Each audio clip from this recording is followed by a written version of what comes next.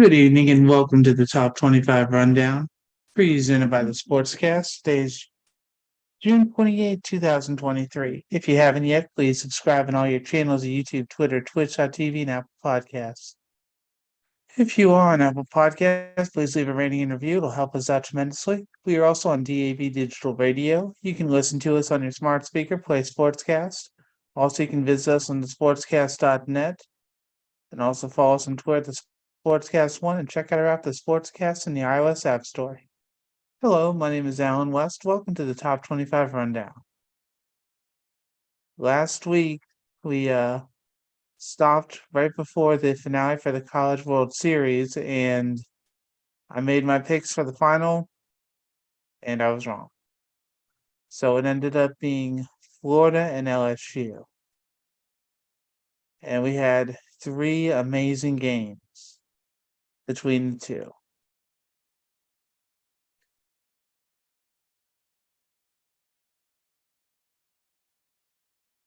LSU won the championship, and there were a lot of broken records in all three of the games. LSU was able to win the first game.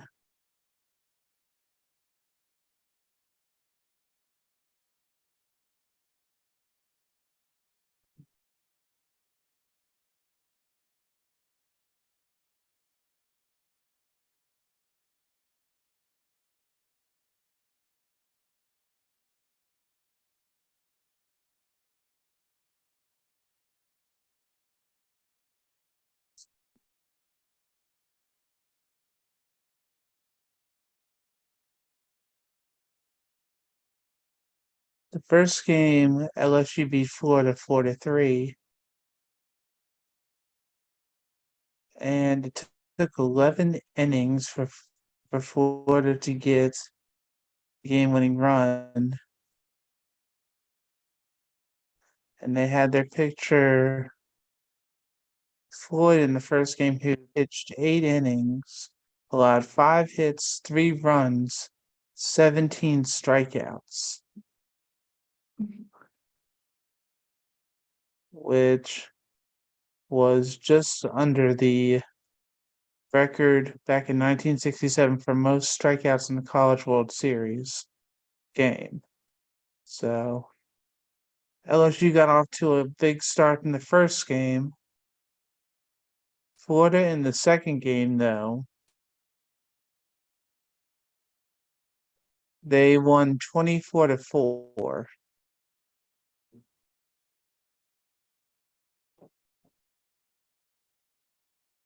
And in the second game, Florida hit 6 home runs.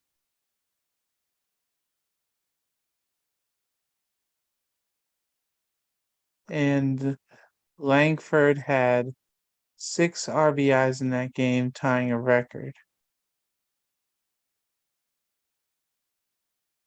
So it set up the final game, which truly was a winner-take-all. And on Monday night, that game, in the beginning, it didn't disappoint, although unfortunately, Jack Cagnoloni, who is going to be one of the top 3 picks in the upcoming Major League Baseball draft, he only lasted 1.1 innings. He gave up 6 earned runs, had 3 walks, 2 strikeouts, and he had 1 wild pitch, but the walks were what killed him, because they were hoping he could last longer, and because of how many walks in the 1.1 in the inning in the third, he only threw 23 strikes out of 46 pitches that he threw. And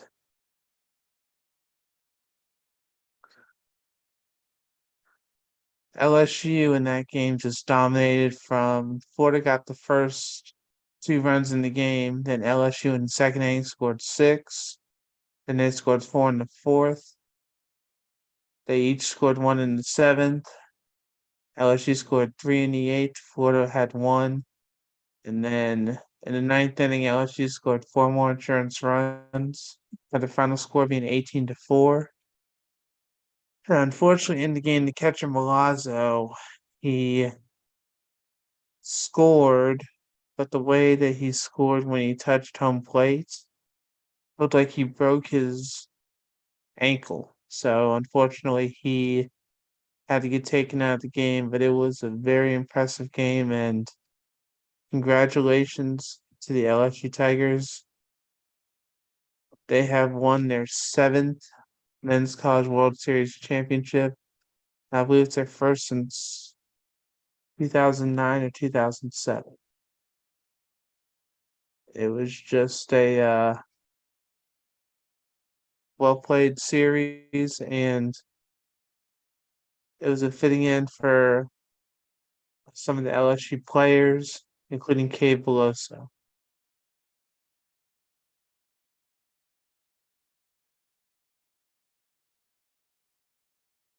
Some will say that that series was the best World Series in college World Series history.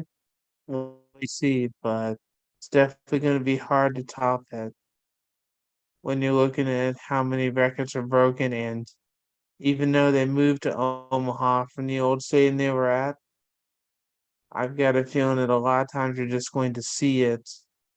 The records get broke year after year after year. You're just going to have to wait and see, though. Later on, I'm going to be joined by Bob Alvis and get his thoughts about the College World Series. Right now, though, let's jump into the 2023 NHL draft, which happened tonight.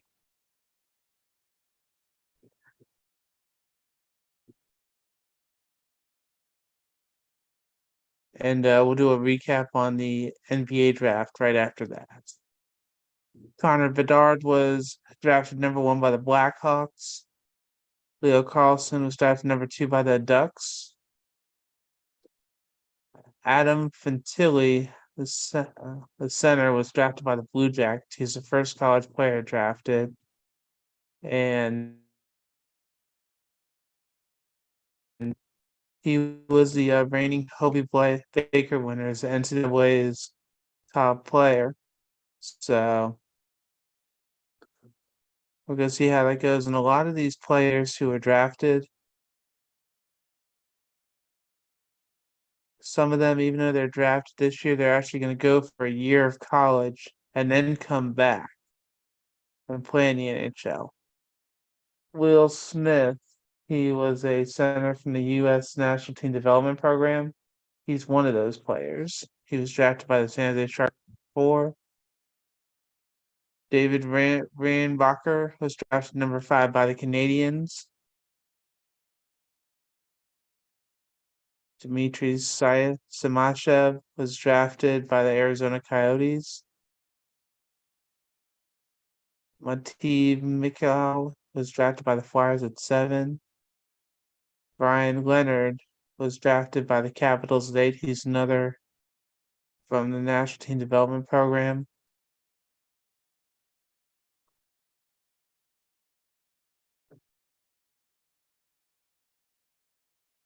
Actually, you know what? Let's take a break and talk about that. Mr. Bob Alvis is jumping in with us. Welcome back, sir. How you doing? Howdy, how are you on this beautiful Wednesday evening? Mm-hmm. Yeah, no, it's been something indeed. I was watching the NHL draft, and also I just did a quick little recap about the College World Series final between Florida and LSU. What did you think about that series? Other than we both didn't pick them to win. No. I picked LSU. Oh, you did. We can check the tape. That's fine. No. I thought you picked TCU. I No, I I didn't think you picked LSU because we both had UVA coming out of that other bracket. Are you Okay. sure? I can check the papers, but I'm pretty sure. Let me look to see. Just for argument's sake here. That's It was a fine. really good series, though. Yeah, it was. I mean, I don't think most people would have said that the bats would have been out as big as they were. true. That and the other thing that I didn't realize I should remember though, LSU was the other number one during the year, besides Wake Forest. Right. I'd forgotten about that. So I had LSU over Virginia. Okay. You So you, had Wake Forest over Virginia. yep. All right. So you picked it, sir. So, yeah, I mean, dude, I've been waiting like 100 days to come on and talk to you to boastfully, humbly gloat. Congratulations, sir. I give you props for that. But I mean, I'll tell you what, I mean, seriously. The College World Series is different. Back when I was growing up, it was a one game, kind of like a winner take all thing. Now it's a 2 out of 3. Dude, I don't know that you're going to see the bats come out like they did. Believe what Florida scored how many in the second game? Like 20? 24. And then LSU scores like it was like what 15-2 going into the 7th or 8th or something like that. Yeah, that's pretty close to that. Yeah. So, well, it's more than a 10-run game, and College World Series are not expected to be more than 10-run games. I mean, how many times, Alan, have we discussed on this very broadcast how so many games in postseason are close? Mm-hmm. It And was honestly, 14-3. yeah. Well, games 2 and 3 did not fit the definition of close under any circumstance. But I have now gotten into college baseball a little bit more, just because one of our mutual friends, Nick Pierce, is the voice of the Liberty Flames baseball team. Oh, really? So I have to talk about, and I'm like, dude, did you hear it? Like one of the best players from the Southern Conference transfer. He's like, I don't pay attention. I don't get that involved in it. I'm trying to talk with him and get him involved. But it's funny because LSU does have some guys that I think you could see on major league rosters after the draft sooner than later. I think it was the Giants several years ago. I mean, Buster Posey didn't stay. He kind of came from college to bigs pretty quick. I want to say that the Giants had either an international or somebody out of the draft, somebody else. It happens rarely, but when they do, it's impactful. I think the person you're trying to think of is Benito Santiago, had been the catcher, I think, before Buster Posey. Right. Well, but Benito Santiago had been around since like the 80s. I want to say it was somebody that was either a middle relief for the Giants or Angels. I can't remember, but that's not the point of the story. David Price is another good example. I mean, David Price kind of accelerated in the ranks quickly. But, Yep. as much as we see now, Alan, I hate to make this a Major League Baseball thing, but, Jacob deGrom is out for the year because he's going to have Tommy John surgery. I mean, it almost appears that, we live in a society that we want to kind of shut you down and then build you back up. And it seems that's the way it is now with, Major League Arms. And boy, does LSU, they have some Major League talent on that team. Well, the problem was, did you watch the final game? Did you watch I saw game 3? bits and pieces. I did not see as much as I wanted to. All right, so game 3, it started out with Jock Caglione. How he's been the huge factor for scoring for Florida. He was a starting pitcher. Like I said on here, I was looking at the stats yet again, but I actually was listening and watching the game when I got off work. He literally lasted an inning and a third. Right. He gave up 6 runs. He had, he gave up 6 runs. He had 3 walks, only 2 strikeouts. And his pitches, he threw 46, only 23 of them were strikes. He could not find the strike zone when it counted. And unfortunately, when that happened, they were thinking about bringing him in against Virginia late in the game, I think, too. Yeah. No, I mean, the thing is for him with how he was doing otherwise, like his offense, right, especially in game 2, it was needed. And I mean, he did great, but I mean, he as a pitcher, I guess they were also talking that he's only like a year and a half out from having Tommy John Mhm. surgeries too. So, I mean, they're still kind of waiting to see how it goes for him, but it just, unfortunately, when it counted, he just couldn't do it. That and for LSU in game one, their starting pitcher, how he had 17 strikeouts, even though he didn't get the win. Right. I mean, 17 strikeouts. He was getting the record's 20. So, Yeah, and I mean, how about this? I mean, I've been joining you on this broadcast for quite a while now, and how about a shout out to the SEC? I mean, just a banner year, and I mean, everybody. I think when you hear the terms SEC, they think Alabama football, and the conversation can kind of stop there. But when you look at LSU women's basketball, when you look at the College World Series, I can promise you one thing: somebody from the SEC was going to win when it got down to LSU in Florida. I mean, yep. the SEC, I think it's proving that they're not just a football conference, and props to them.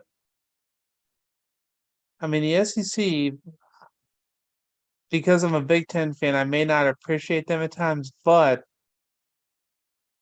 you can tell how well they do in a lot of the team sports. And I mean, like I talked about last week for track, they won track. Whether Right, their women's team won track. right. I mean, it's not even though people like to think of the SEC for football, the Yep. SEC is loaded in a lot of other sports. And I've known that and I admit that. I mean, we didn't even talk about sports. Sometimes they do well also in like volleyball and other sports like that. I mean, you don't see them coming to down there for like hockey, but or even lacrosse mostly. But when it comes to sports like baseball, football, basketball, I mean, you had a top three NBA pick Right. from Alabama. But the other thing is, when I was watching the draft and I was taking a look at the draft for the men, just because I was doing hockey for him, let's jump over to basketball. Drew Timmy, Oscar Shibwe, and Sonogo, they all went undrafted. They all went undrafted. Mhm. How insane was that? Yeah, it's funny, because I think a lot of times we want to see people go back to college and play full college careers. But, it's funny because most of those people that we see come out and go to the NBA, you know, it's funny that like we've gotten to the point to where I think staying in college is kind of I don't want to say a punishment, but you mentioned it. I mean, Timmy goes undrafted. I mean, Brandon Miller honestly was the best American basketball player. He was drafted out of all the American basketball players who played in college. He was number one Mhm. essentially.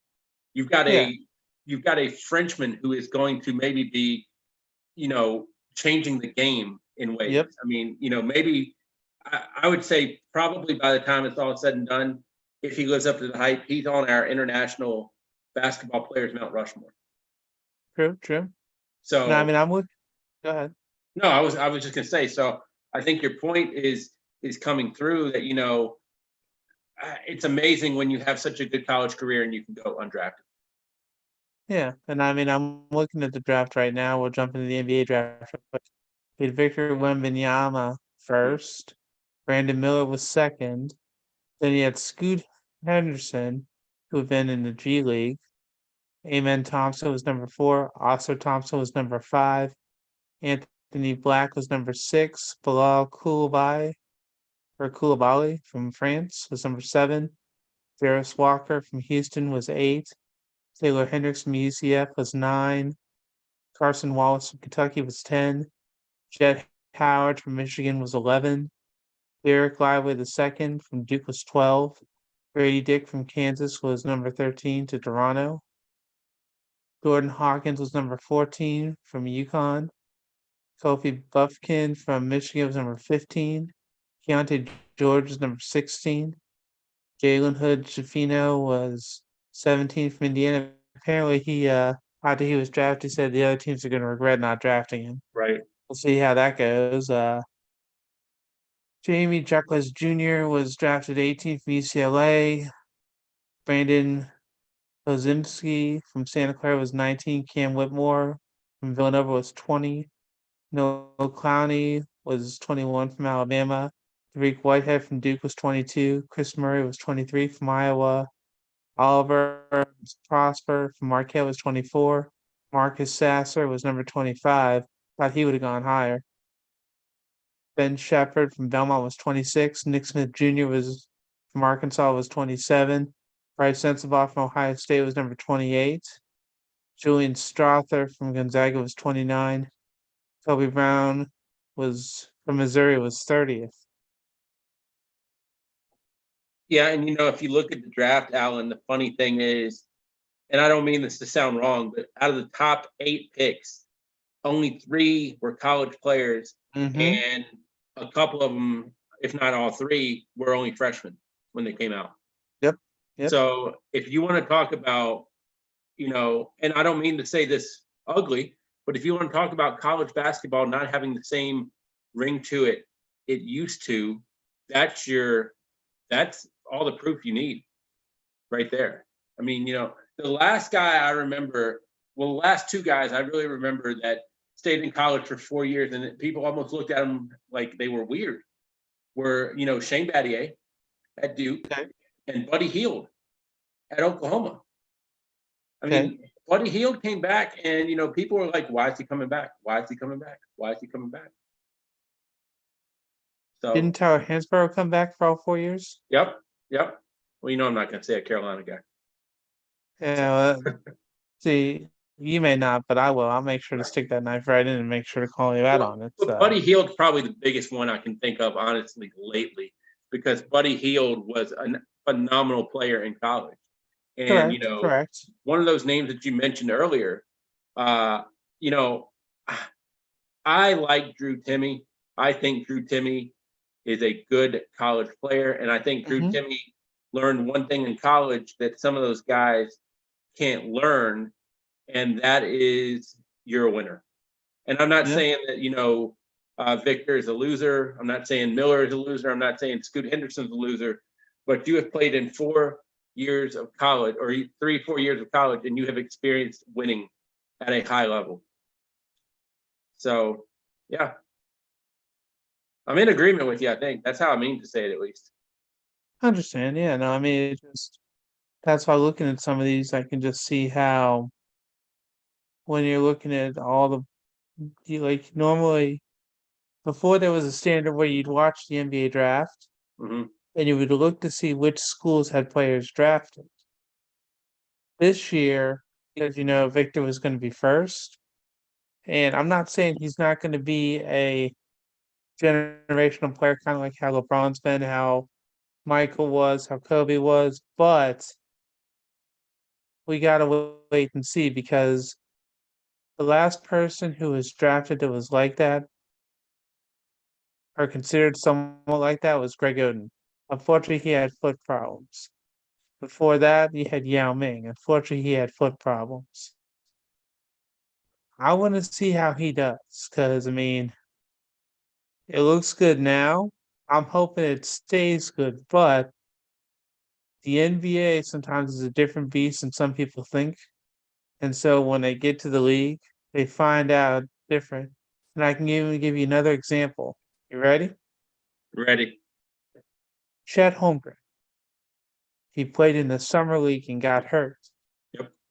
So technically this year for him is going to be his rookie year in the NBA.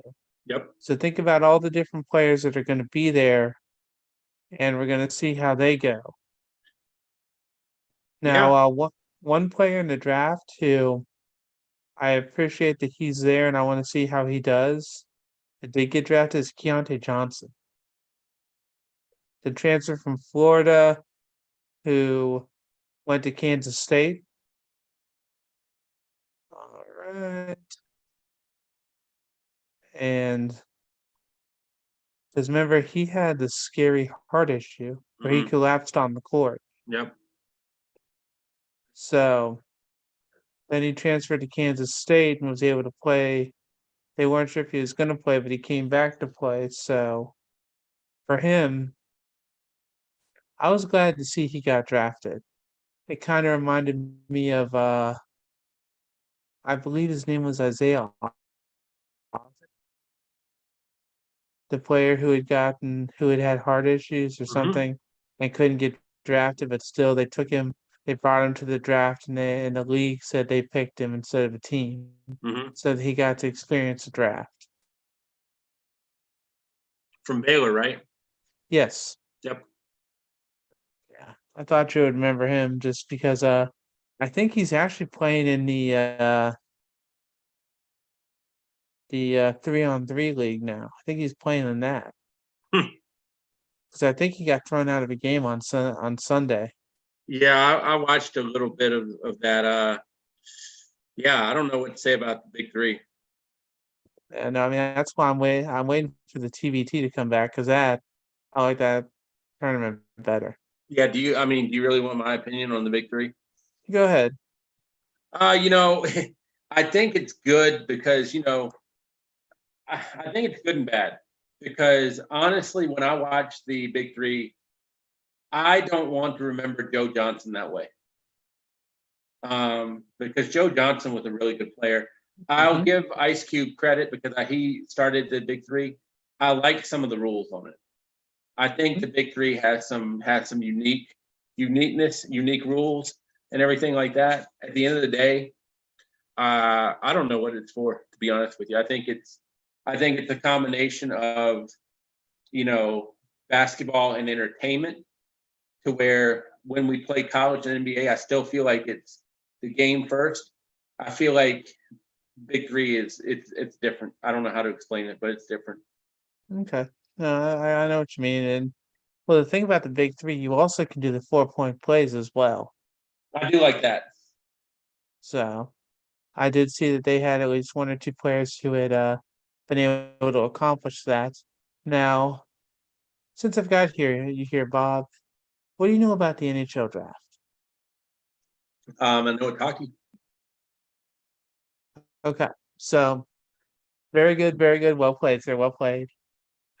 Apparently, there were some U.S. under 18 players that were part of the national team developmental league or team. Let me see how they phrase it. The U.S. National Team Development Program. So when I was watching some of the draft coverage earlier today, some of these players are drafted, okay?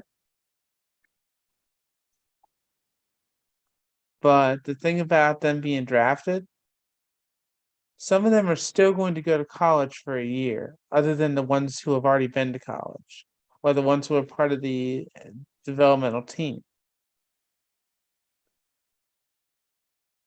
You hear me? Yeah, I'm listening. I didn't Okay. know you want. I don't think you want me to speak yet, but I'll wait Okay. until I'm called on. All right. So for the first 10 picks, at least I want to say four of them who are already drafted to the NHL, they now have 1 year of college hockey to play, whereas you had some that were in college hockey that left to enter the draft. Now, I know that at least one or two of them were from overseas. And like I said, they're part of that development program. Do you feel that it's better for them to go to college and be drafted first? Or do you think it's better they're playing the other way, then they get to go to a year of college? Okay, let me make sure I understand here real quick. So if you go to college, but you got drafted by the Dallas Stars, or you're impressed, I pulled a hockey team off there. Um, are you still property of the Dallas Stars once you get out of college? I believe so, Okay. yes. I mean, do you have a problem with it? I don't. I mean, I don't exactly. It's just that when I was taking a look at the draft today, I'll give you an example. The first player that actually was drafted who had been in college was the reigning Hobie Baker Award winner, Adam Fantilli. a center from Michigan. I mean, he did great. He got 64 points for the Wolverines in 1 year. So I mean, it's just seeing that and then hearing how some of these players, not only overseas, but how they're going to go to. I think a few of them are going to Boston College for Okay. the next year, which I mean, I think it's great. It's just if they're not part of that program, or if they're not lucky enough, say, to be playing overseas and get the chance to come and then play.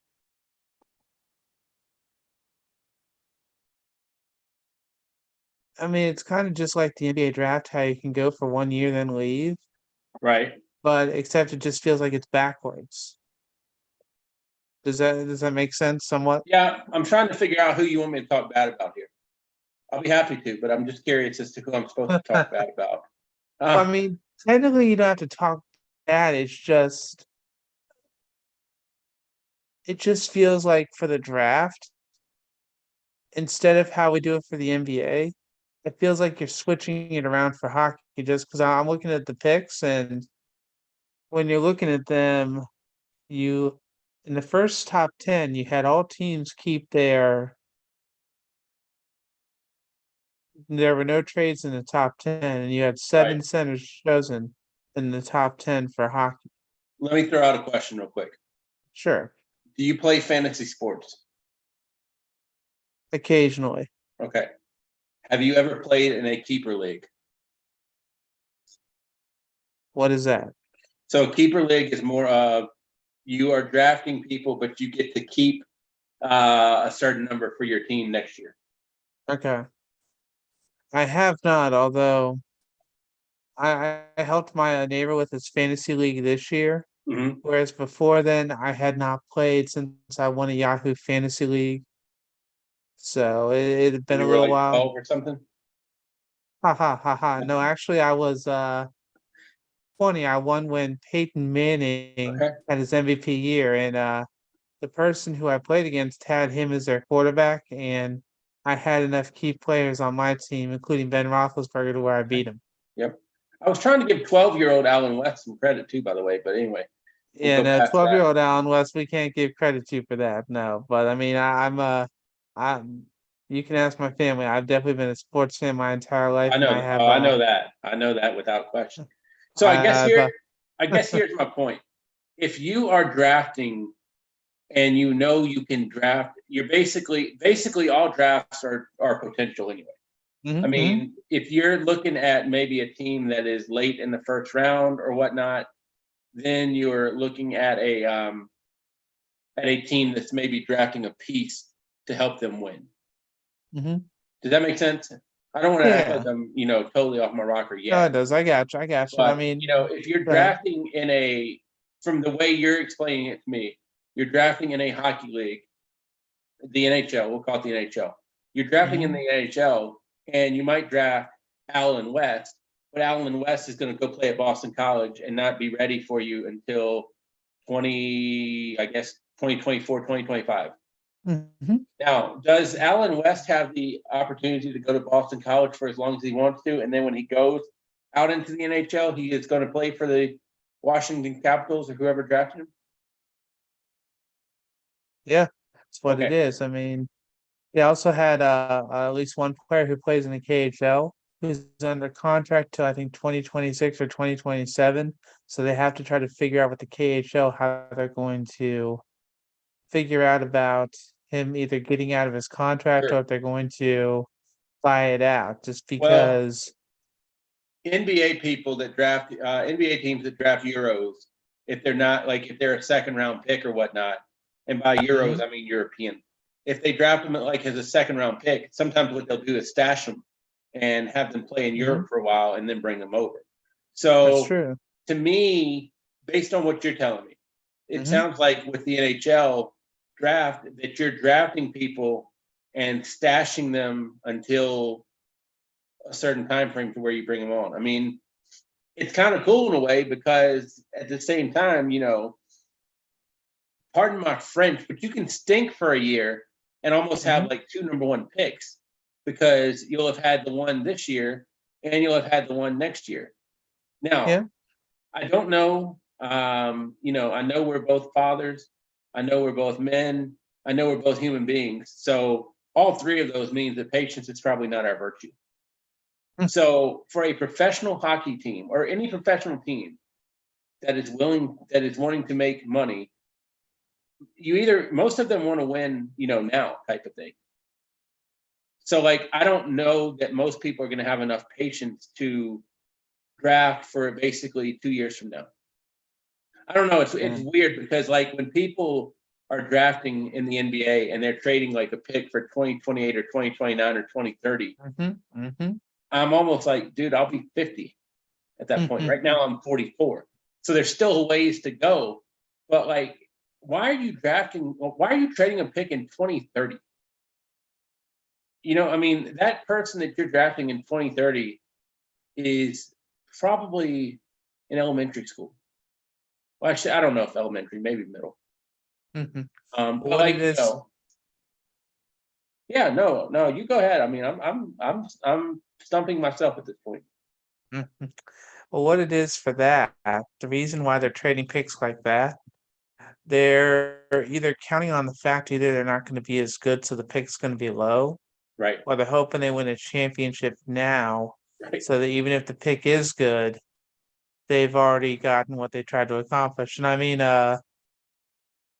I guess the best example of somebody who was drafted and then decided to hypothetically, let's say, go back on their word per se, would be Kyler Murray, how he was drafted by the Athletics, but then he had the chance to play pro football, so he had to pay back his signing bonus so he could get drafted by the Cardinals.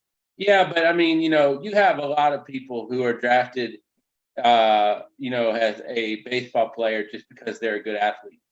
Most True. people who have been drafted as a baseball player but are good at another sport, and I know people can correct me. So if they follow me on Twitter, you can tweet me at the Sports Buffet. You can tweet Alan, and he'll read it in about 2 years. But I mean, like Maybe three. it's it's a case to where most people. I mean, I don't think people below my generation are going to understand how good Bo Jackson really was. And Bo Jackson did the baseball football double.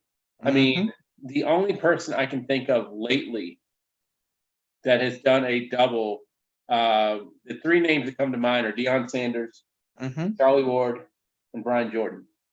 And Brian Jordan is the lesser known out of the three. He played for the Falcons and the Braves for a while, kicked it around with the Cardinals and Dodgers. But eventually he stopped playing football and just focused on baseball.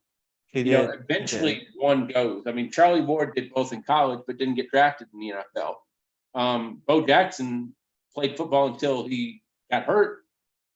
But, most of those guys that get drafted in baseball, what's your head going that way for? Charlie Ward was football and basketball, sir. Right, but he didn't get drafted in the NFL.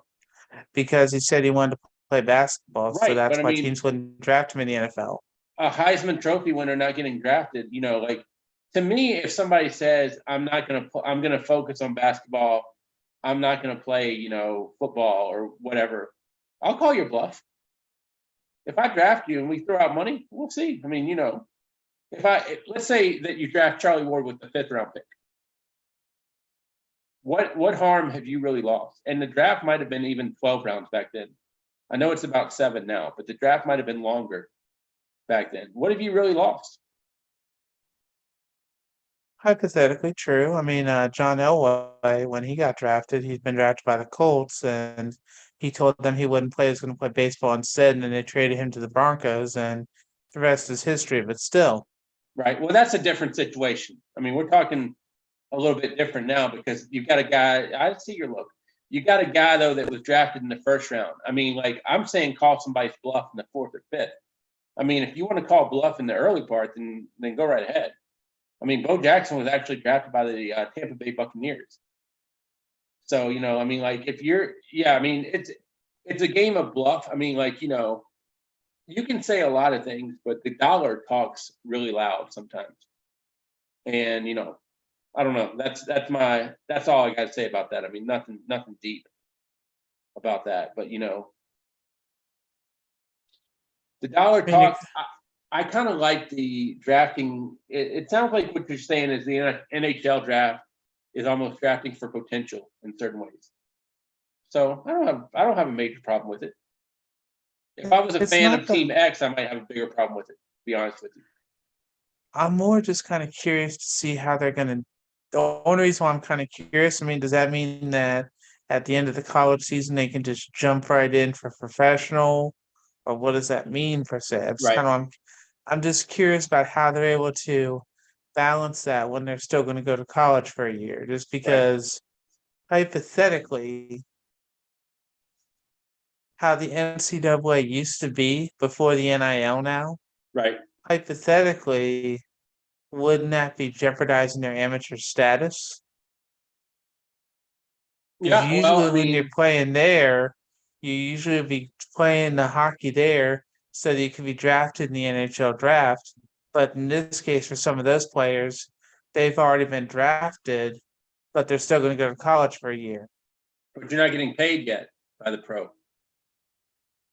I mean, I think that's where your I'm scenario pretty comes into sure play. they're going to be signing contracts. Okay. Well, then that's a different story. Now we're talking a I'm different language. exactly. That's why I'm trying. That's why when I saw that, it didn't make sense to me. I mean, I'm probably have to go and talk to somebody else who It's knows smarter more than me. about hockey. Yeah, I know. I'm with you. I'll tell I'm you not what. going down that road. I'll do some research because I got some hockey friends, Okay. and I'll report back to you with Okay. what they say.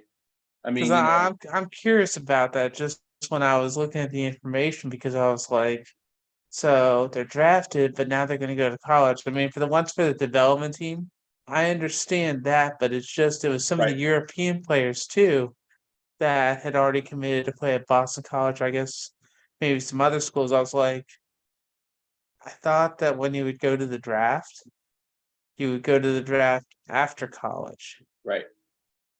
Well, in baseball, I know I think you're eligible in baseball.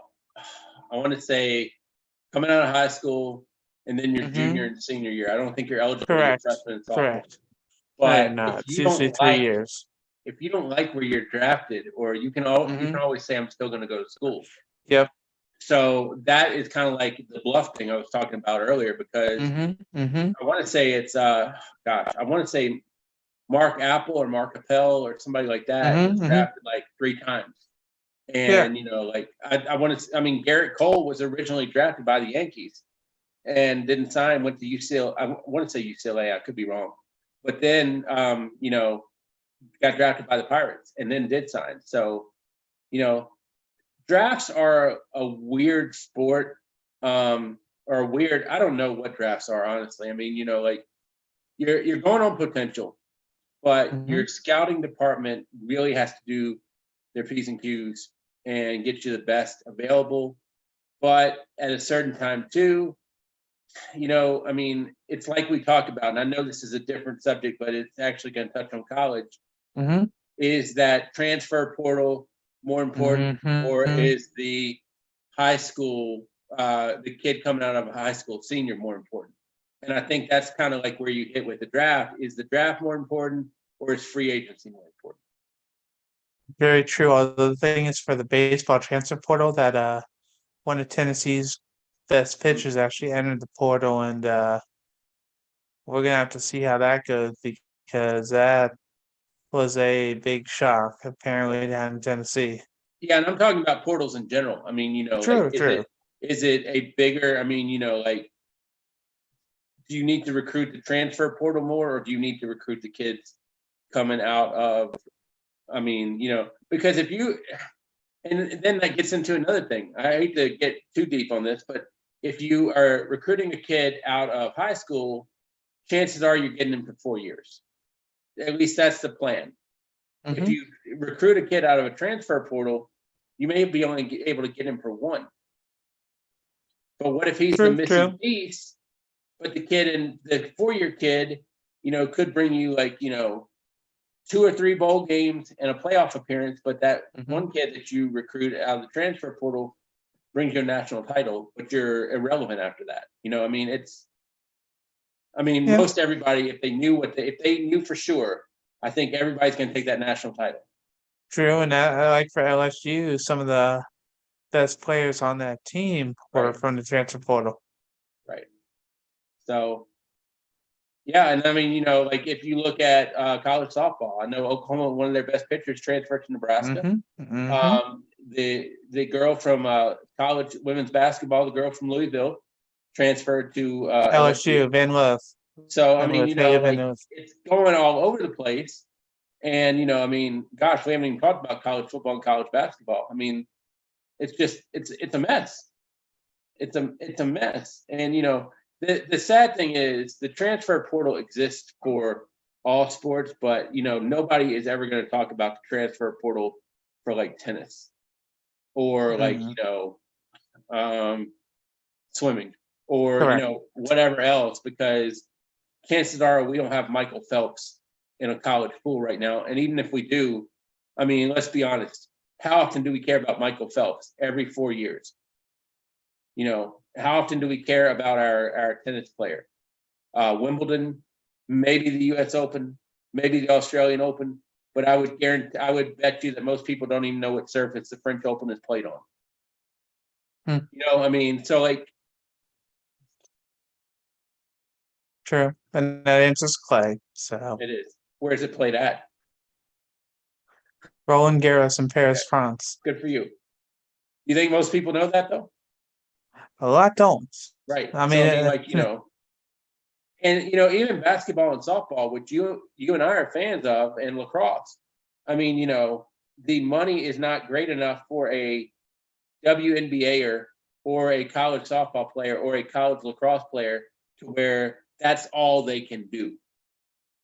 So, yeah, the transfer portal I think is a big deal, but at the end of the day, and it's a big deal to that kid, because if that kid can go play an extra year by hitting the transfer portal, I mean, COVID honestly happened. It was a great thing for some athletes because it gave them a fifth year. With the way the transfer portal has become, it's the transfer portal's got to get under control, in my opinion. It's got to. true.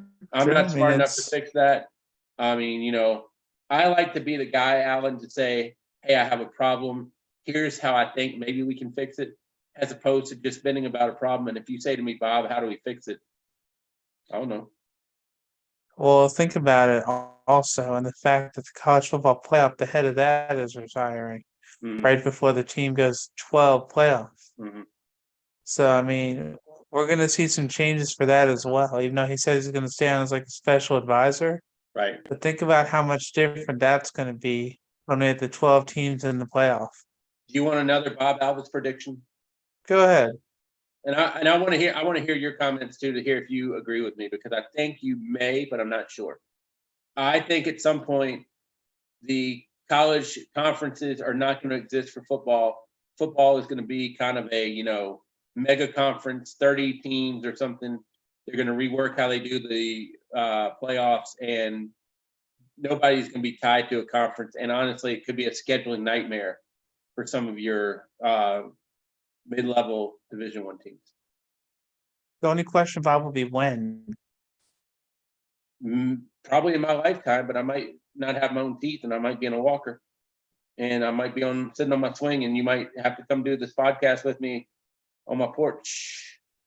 Hey, we'll see what happens. We'll see. But Depending on what happens. I mean, I think you got to get to a point to where we cannot have these college conference games outside of football, to where Liberty goes to play UTEP in a college basketball game or a baseball game or something like that. It's just, it doesn't make sense. It loses the making sense part of it, because a non-revenue sport, I mean, if you're pulling out more in cost to travel the team, to lodge the team, I mean, at some point you're going to probably get into 3 or 4 states a bus ride rather than a plane. And I mean, like, I don't know. I just see, if college sports don't change the way, and I think if football governed itself, and you left everything else alone, I think that would be fine. But this is one of those, Alan, where I'm smart enough to know I don't have the solution, and I don't want to complain about it, but I see changes coming. I just don't know what they look like. And you brought it up. You hit the nail on the head, sir. When? I don't know. I think that you're partially right, although I believe they're going to be breaking it down even simpler. I think it's going to be the SEC, and I think it's going to be the Big Ten. Okay. The Big Ten with how Because many teams? exactly, and the same thing for the SEC. Right. Because we're going to see what other leagues may merge with them. Just Right. because, I mean, when it comes to football, that's the big. Besides college basketball, the NCAA tournament, those are the two big money makers. I mean, those two sports, for most athletic departments, that takes care of their entire budget for the year. I don't think college basketball is even close to what college football is, though, at this point. That's true. That's true. I I mean, mean, I know that Ohio State for their football or for their athletic director, like their athletic budget, which is right. separate from the university, they were making like at least 95 million a year on that alone.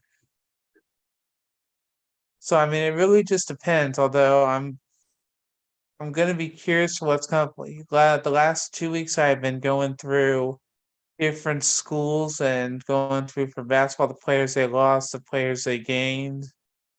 I'm not gonna do that this week. Maybe next week we'll do that. Just because it really is gonna depend just for basketball since they actually had that all set up.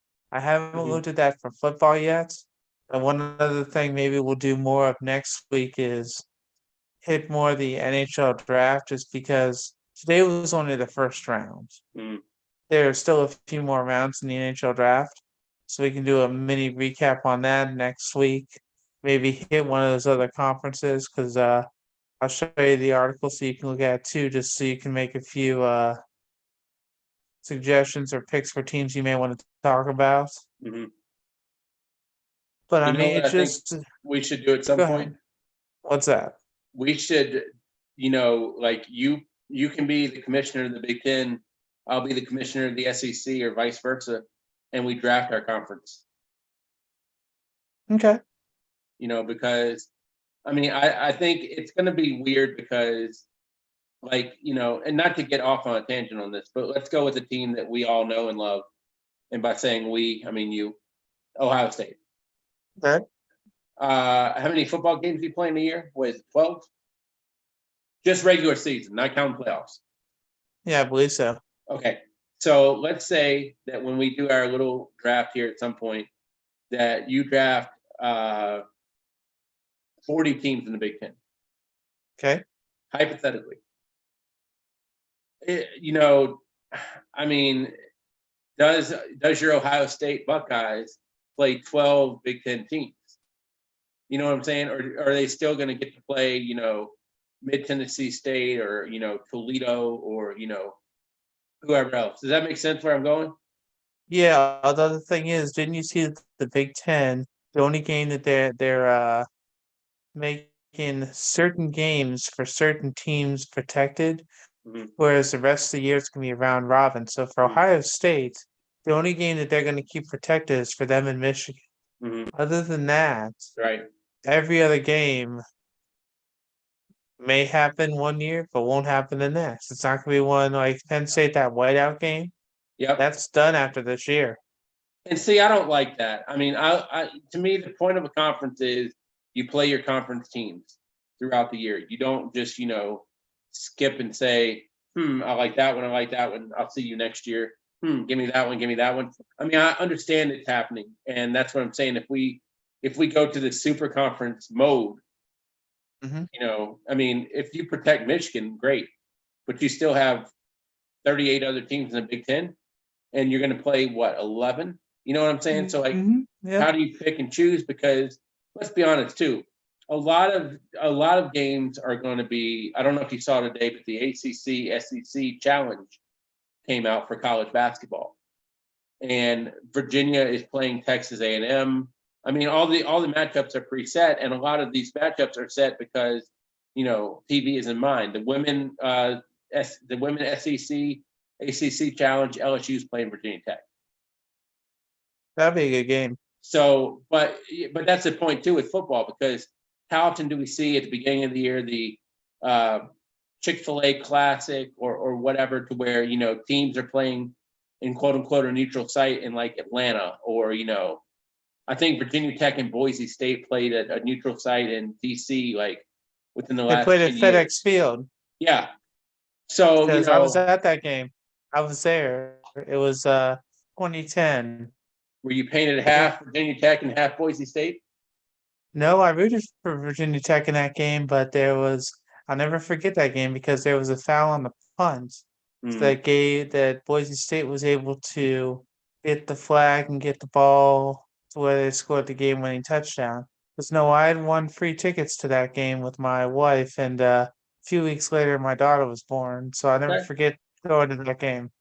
But the point of the story, aside from rehashing one of the greatest days of your life when your daughter came a few weeks later, the point of the story is so many of these matchups are essentially predestined for television, and that's why True, they get true. chosen. The other So, thing is, though, for the SEC, I think right. that part of the reason why they're doing that Yep. is because when you look at some of the SEC football schedules, although Ohio State does play some easy teams sometimes, a lot of people say that the non-conference schedules for the SEC has been a joke. Like Well, for it should be a joke Alabama, some because of the you're teams playing they play. conference schedule is murder's row. Yeah, but the thing is, some of the teams that they played, Right. I'm with you. I'm being silly, but I'm with you on this one.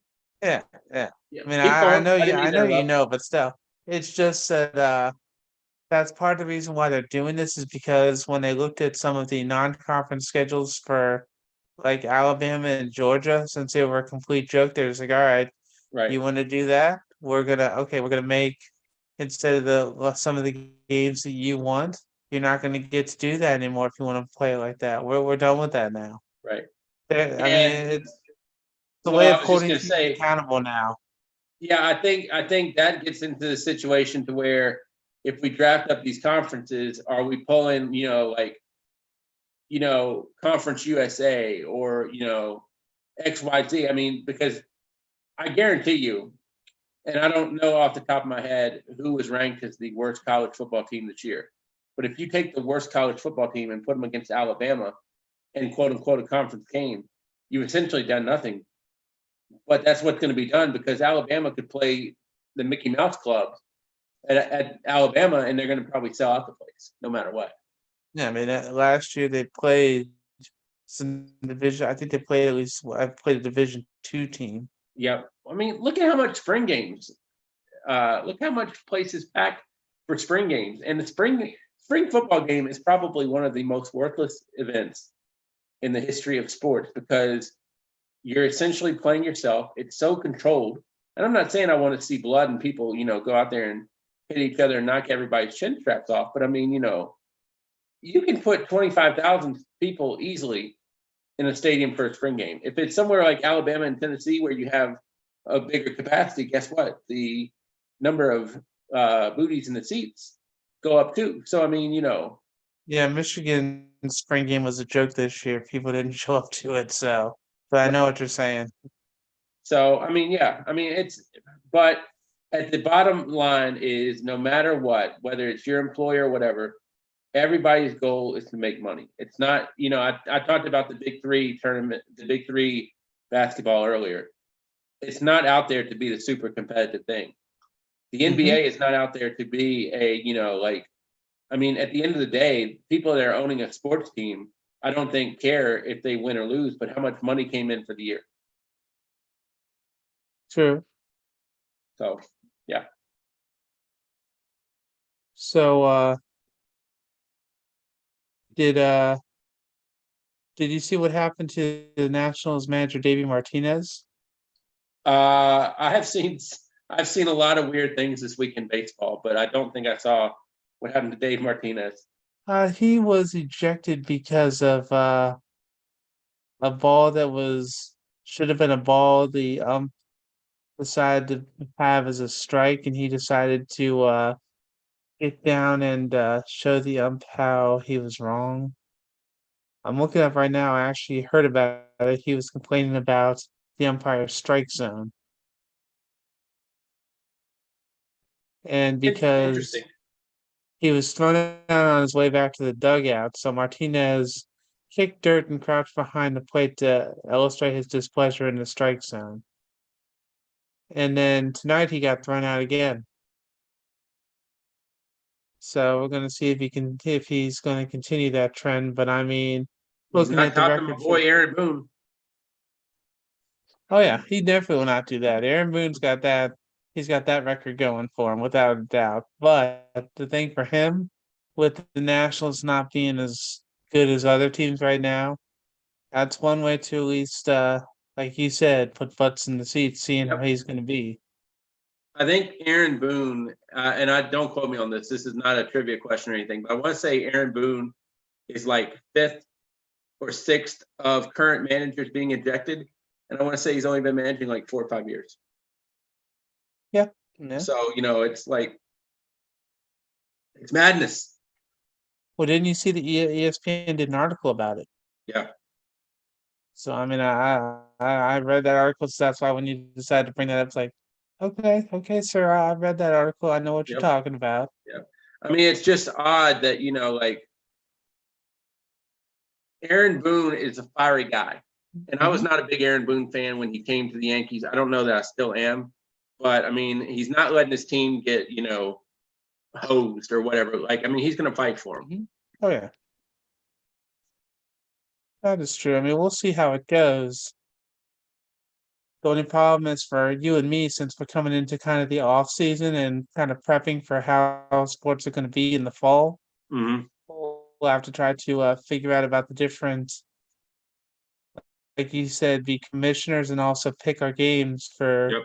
every week so that we can make our picks to see who will win and lose and find out who will win. Because I did that with Tyler and surprisingly I won the year, but I kind of stopped. But I had technically won the year when me and him tallied it up.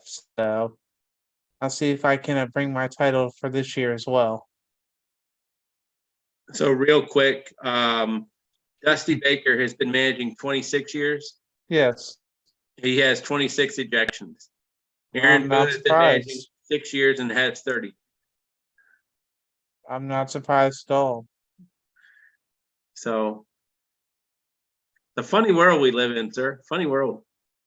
Yep, and I mean, Dusty Baker, he's won one World Series, I believe, correct? Correct. As a manager.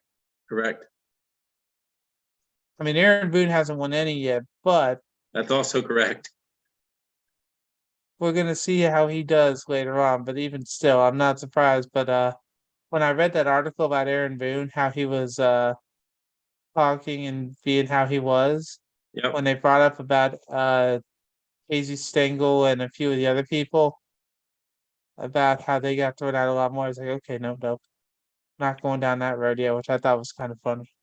Yep. I mean, Aaron Boone, there have been in the history of Major League Baseball, there have been over, let's see, there have been 838 managers in the history of Major League Baseball. Now that's counting interims, just guys that managed a game. Out of 838 managers, Aaron Boone, where would you guess he is on the ejection scale?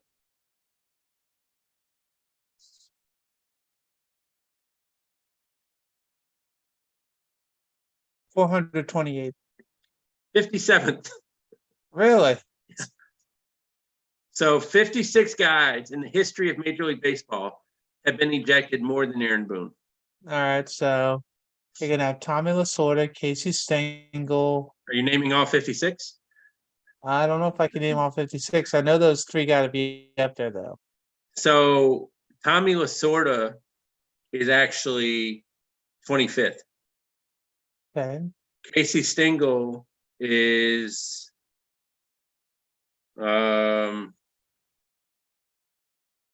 38th. Earl Weaver. Earl Weaver is 4th. Okay.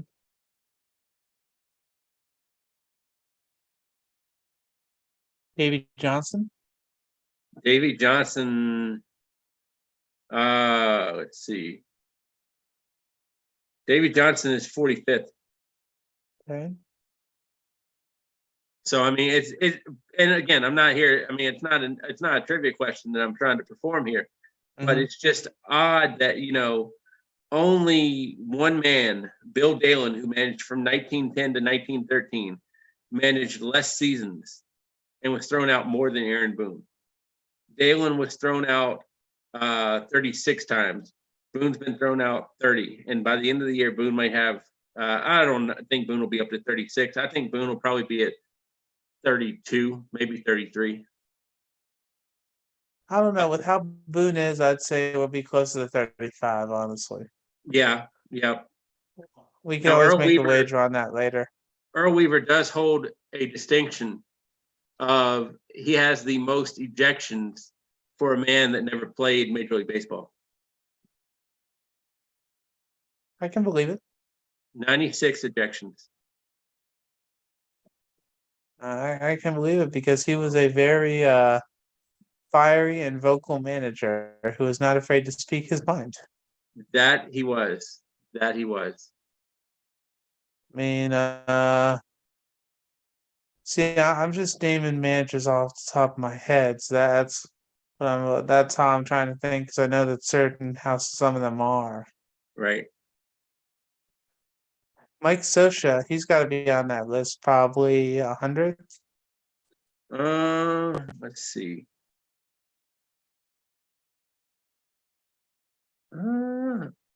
Mike Scioscia must have been very well behaved. Because I'm not seeing him up in the top part of it. Dave Martinez, by the way, 149th.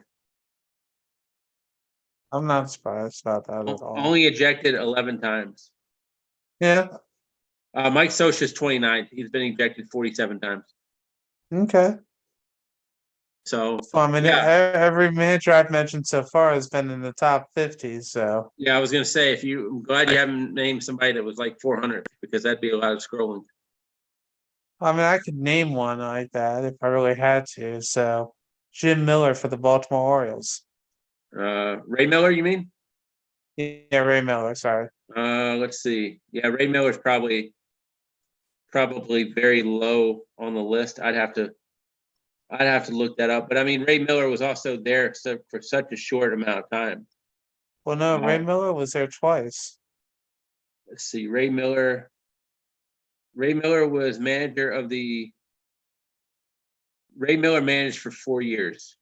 Yeah, he had two different times he was manager. Yep, he managed the Twins in 85 and 86 and the Orioles in 98 and 99. So he only managed the Orioles once. He was pitching coach for a good long while with them too. But when one of the managers was fired, he had to take over. So okay. He's only was there been ejected again. 13 times. Yeah, I know he hasn't been ejected much. So yeah, I mean, it's weird. Let's see. Ned Yost. Ned Yost. Let's see.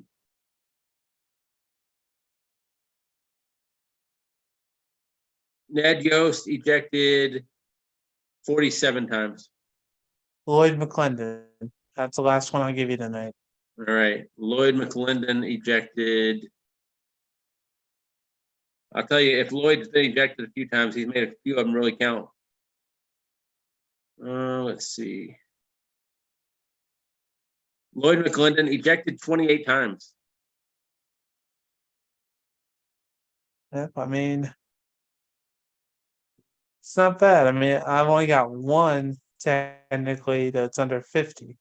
Right. Or under 50. So I mean, it's not too bad for some managers. We'll leave it at that. But sir, we've gone a little over today, which I'm happy for. I don't mind doing that.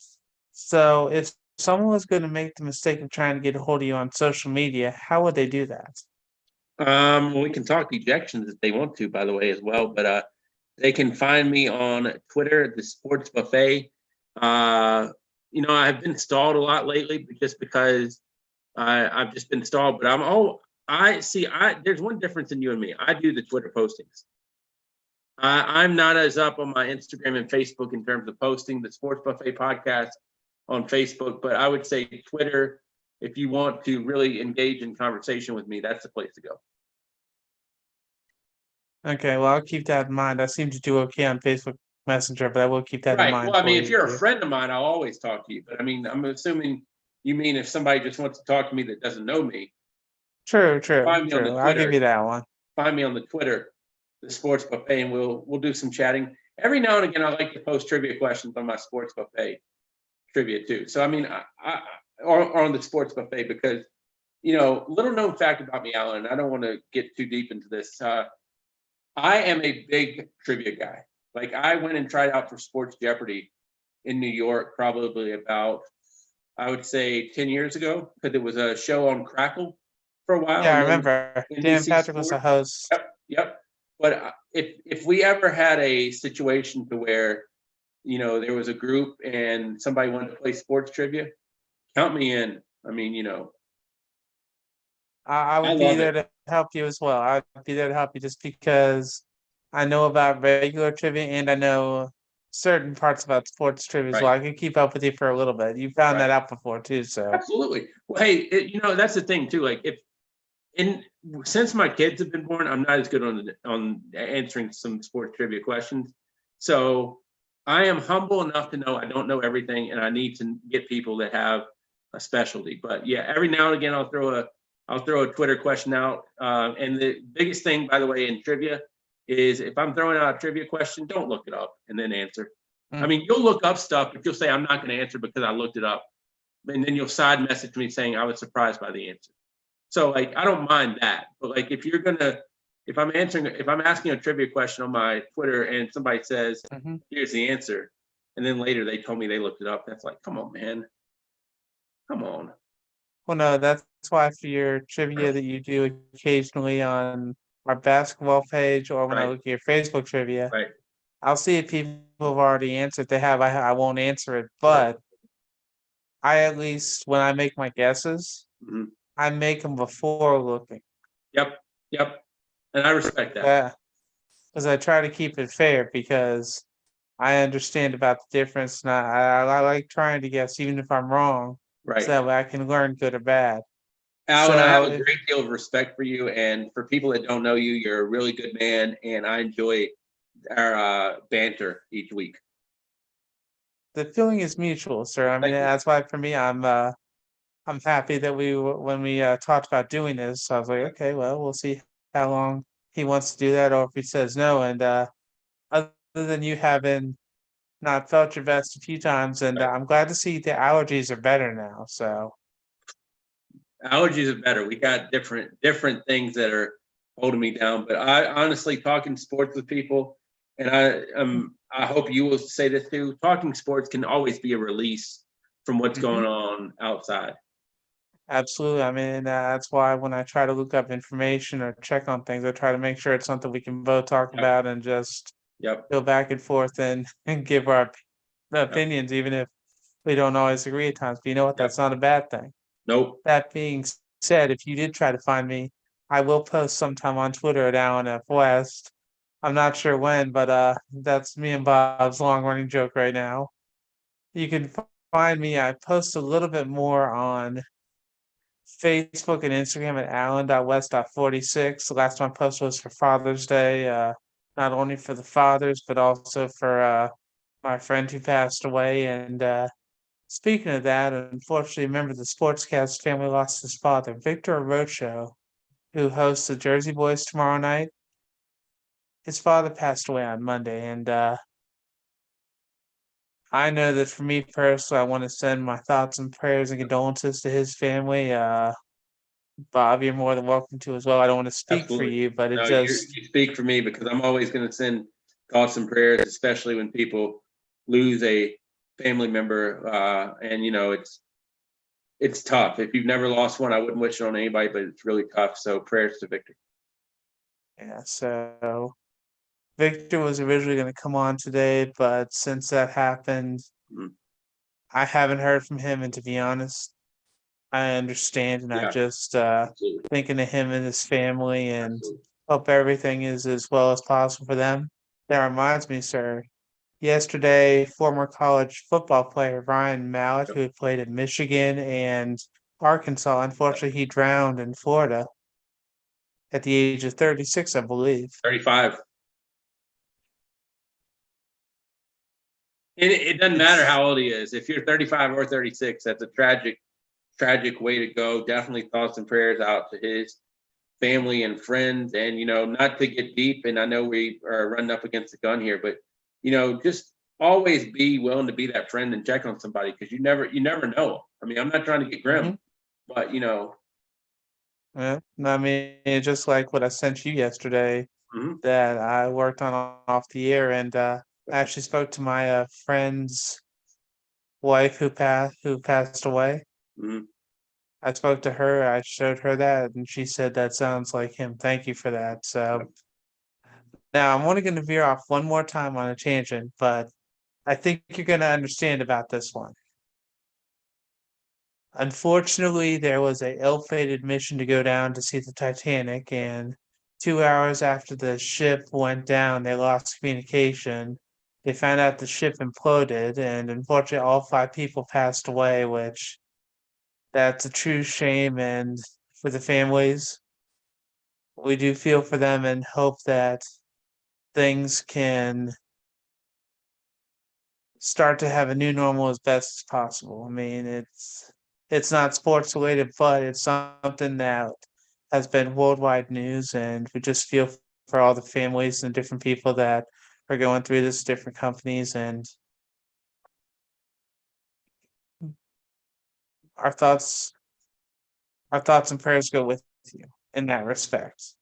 Yeah, I mean, a lot of times people will make like, I remember seeing people that were making jokes about that at first, way before they knew the outcome. Hmm. And, Hmm. people are like, hey, how can we joke about this? Because it's a scary situation. And again, the best way to have a friend is be a friend. Hmm. Yeah, no, and I mean, for me, I've been to down in Newport News. They had the Mariner Museum, and for a while Mhm, they had Titanic artifacts there mhm, before they moved them over to the National Museums and the Las Vegas Museums, I believe is what they mhm, said. And those three people are being added to the list of people. For those five people are being added to the list of the people that perished near the Titanic. I don't know if mhm. you'd heard that or not. I didn't, but that's great. That's a great tribute. So that was something that I had heard about last week, and since I hadn't gone on since, like, you know what? It Yep. is different from what we normally talk about, but it's something that needs to be talked about just a tiny bit. Yep. That being said, next week I think we'll do maybe the second round of the NBA draft. We'll Okay. do some more on the NHL draft. We'll take a look at some of the different more teams. Maybe we'll do a whole conference for college basketball for different players that have stayed, have gone, and just how it's going to go for the different teams. Is there anything else you can think of, sir, on your end? No, man, I'm as we're doing this, I'm sitting here watching the Yankees game, and Domingo Herman is going to take a no hitter to the ninth inning. You shouldn't have said that because now you just jinxed him. So let's hope that he is able to take that. I will I'll take root the for blame for that. him. I'll take the blame for that. Okay. Normally, I'm I the mean, jinx anyway because when I watch my own team, they normally lose. So they're up 8-0. well, the thing is, I'm hoping Aaron Judge comes back soon. We'll figure out about Me that. too. Me too. Because I was taking a look at some of the stats for the Yankees, and they're struggling a little bit right now. But you know what? You still got plenty of time before the All-Star game in the playoffs, so we'll figure out how that Yep. goes. But that's Bob Alvis. I am Alan West. This has been the Top 25 Rundown.